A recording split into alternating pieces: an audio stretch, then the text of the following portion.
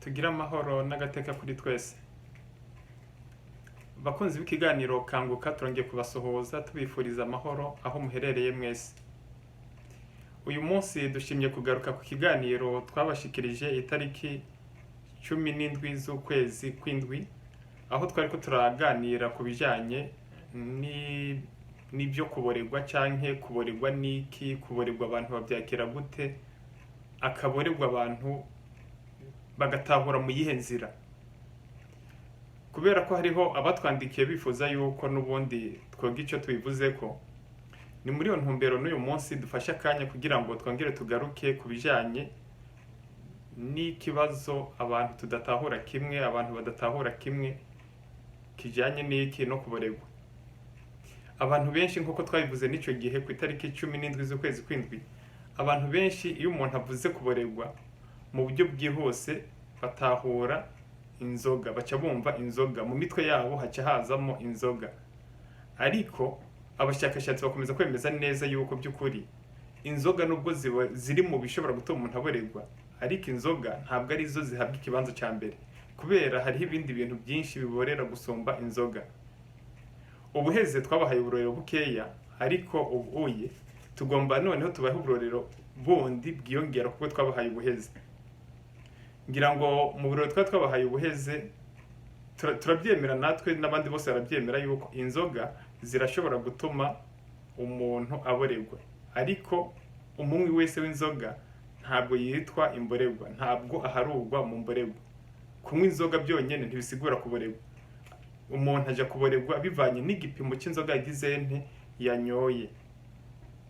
Naje mpaye ndabisigura, ntabwo nywa inzoga, ntabwo nigeze nzinywa, ntabwo nosigura uburyohe bwazo uko canke kuriya, ariko nanone ukuri gutegezwa kwamara ukuri, kandi na byiza yuko dutegezwa kuganira twigishanya ibi ntahura uko ibivugwa n'abantu muri izi nzira, nawe ufise ingendo bitahura.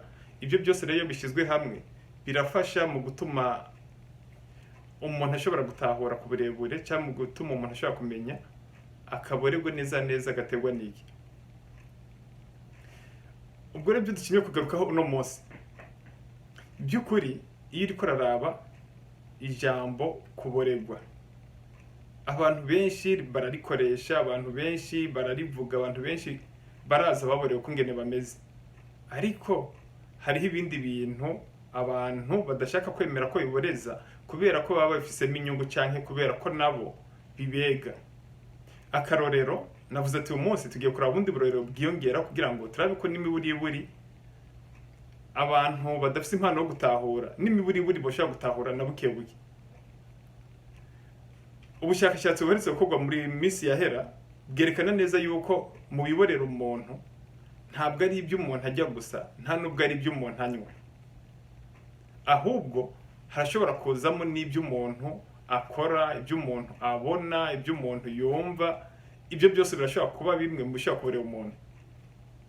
Baratanga akarero bakavuga ati umuntu agiye kuraba nko muri iki gihe biboneka yuko imyaka tugezemo n'ibi bihe tugezemo, abantu hafi ya twese na cyane cyane abantu bakoresha amasimu baza mu bw'abantu b'imborerwa. Gusa ariko ntimunyirenze, ndabizi yuko amasimu muri iki gihe tuyatunze turi benshi, abantu benshi baratunze amasimu. Ndazi rero kuba mvuze amasimu nabi hariho abari bunsamire hejuru, ariko ndabasabye mu ntahure, ntabwo ari ibyanje, ni byashikirijwe n'abemeza ko bakoze ubwo bushakashatsi.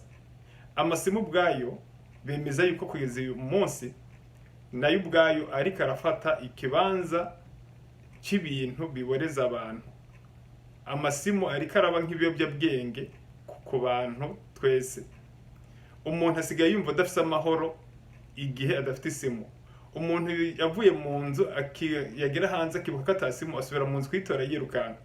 Umuntu aje no mwisengera ariko arasenga mu kibanza cyubashwe cyane, ariko umuntu ugakomeza ubona wagira ngo ari kuryajyatwa, byanse bikunze gukomeza acishamo akaraba ku isimu. Bisigura iki?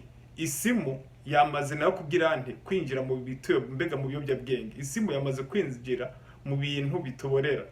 Urumva igihe cyose dukomeza tujyajyatwa twumva wagira ngo nta mahoro dufise igihe tutariko turakina n'isimu, igihe tutariko turakoresha isimu. Bisigura iki?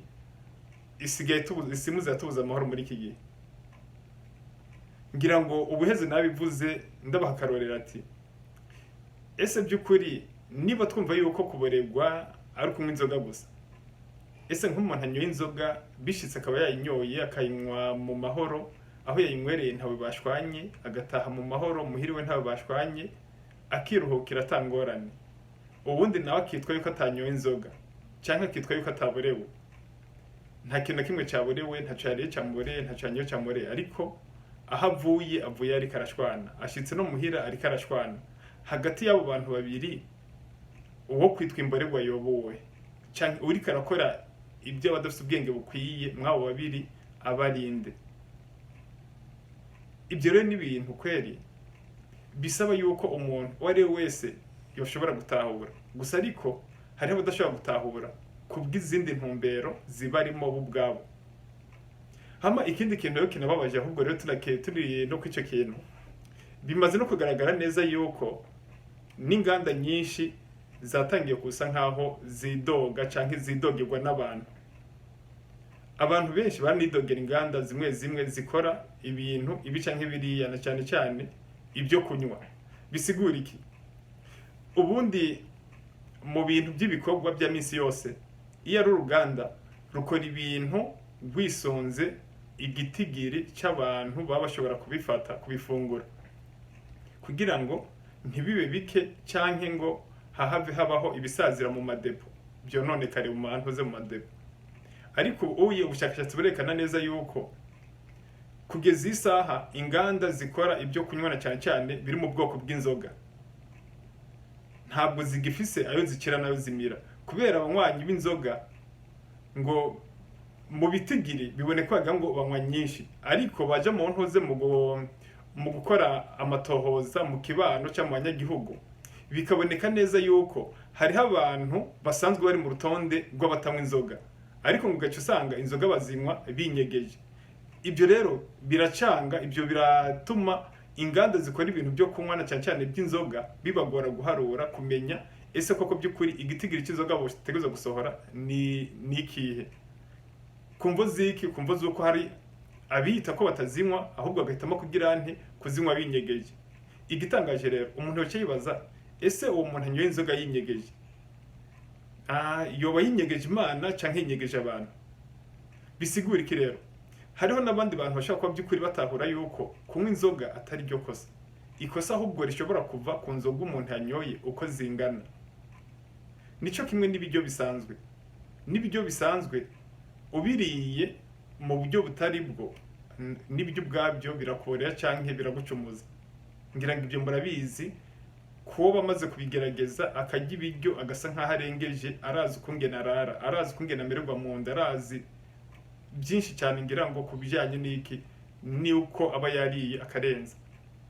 Ibyo byose n'iki ni ingorane. Nico kimwe rero n'ibibindi, kuboregwa umuntu aboregwa mu nzira nyinshi cyane zitandukanye.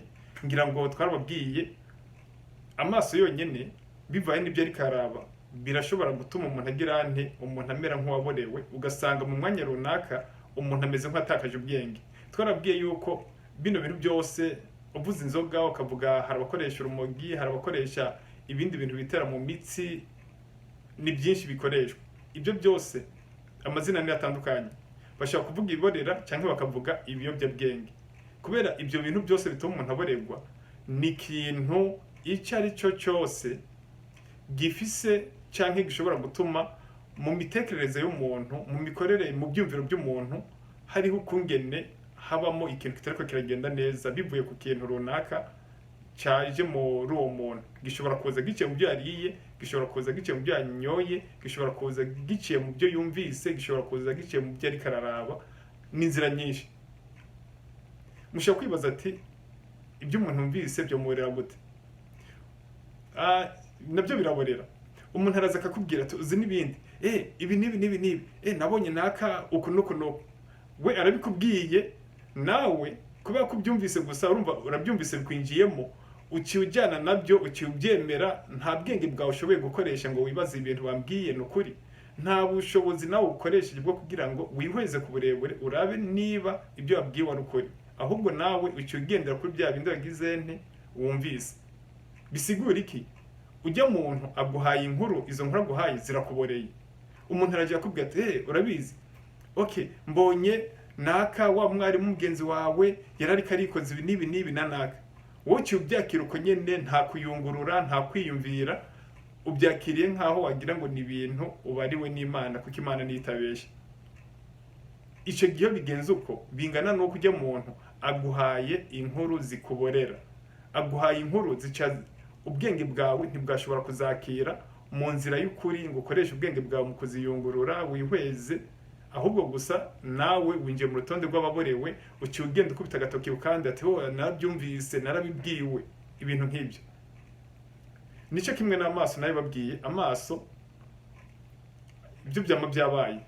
Umugabo arashaka kuba ari kumwe n'umugore wiwe, bariko baratembera, ariko muri rya barabara barimo canke ahantu bari hahandi basohokeye, nk'amaso y'umugabo ugaca usanga agize uko uye ariko arirabira nk'undi mukobwa yicaye ahandi hantu ku ruhande, ugasanga niwe ariko ariyumvira ko cyane, agasa nkaho yibagiye yuko ari kumwe n'umugore wiwe.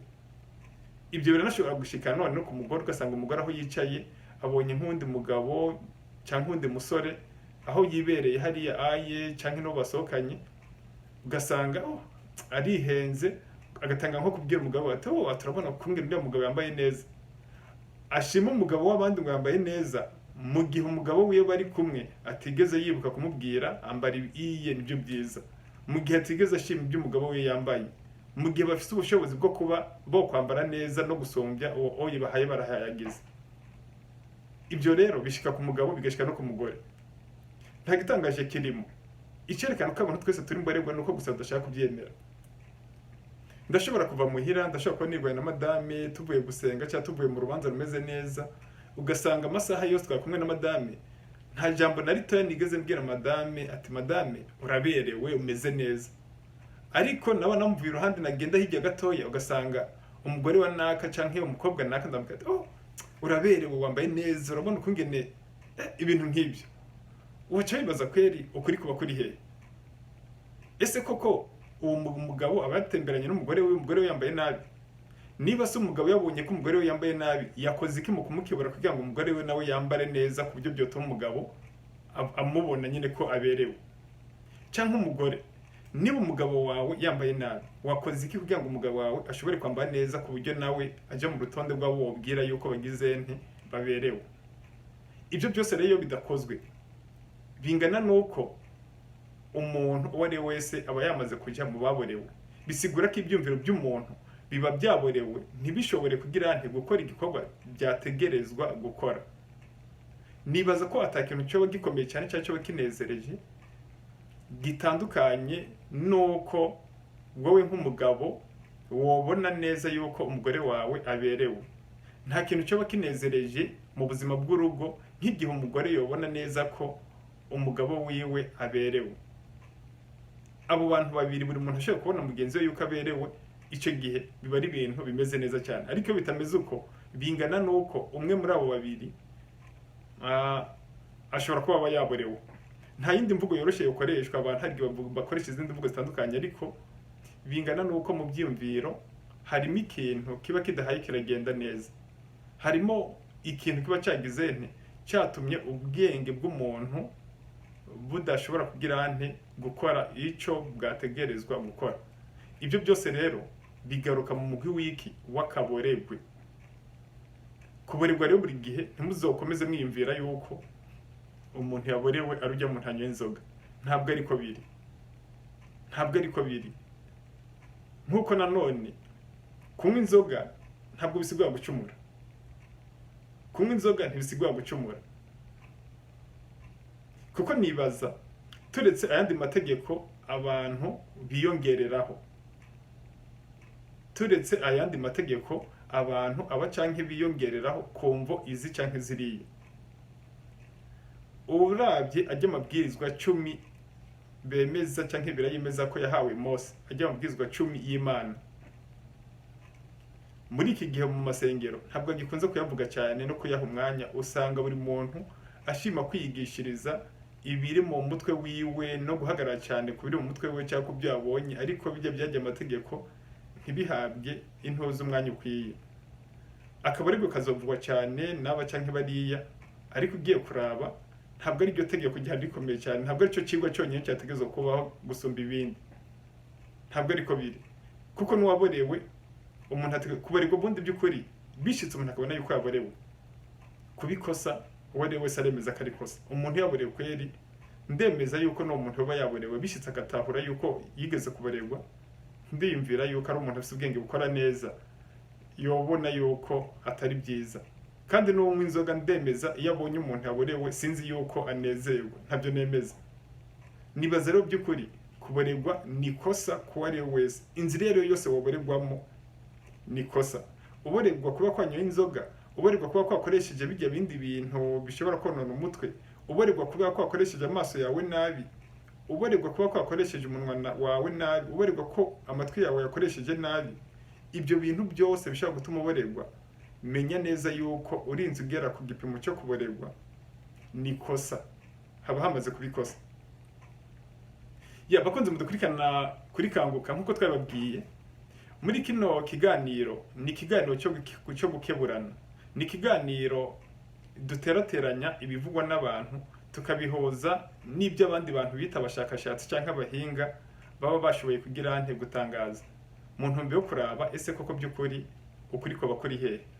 Ntabwo dushyira imbere kubabwira aho mushobora kubirabira mu bitabo bica nk'ibiriya, kubera twemeza yuko iyo umuntu avuze ati mugende murabe mu gitabo iki cyangwa kiriya, harimo kubwanjye nemeza ko harimo ikosa risa nk'aho ari rinini, kuko bicara bituma abantu bose bahigisha cya gitabo, ariko icyo gitabo cyonyine bahigishije ntabwo aricyo cyonyine cyandikwa.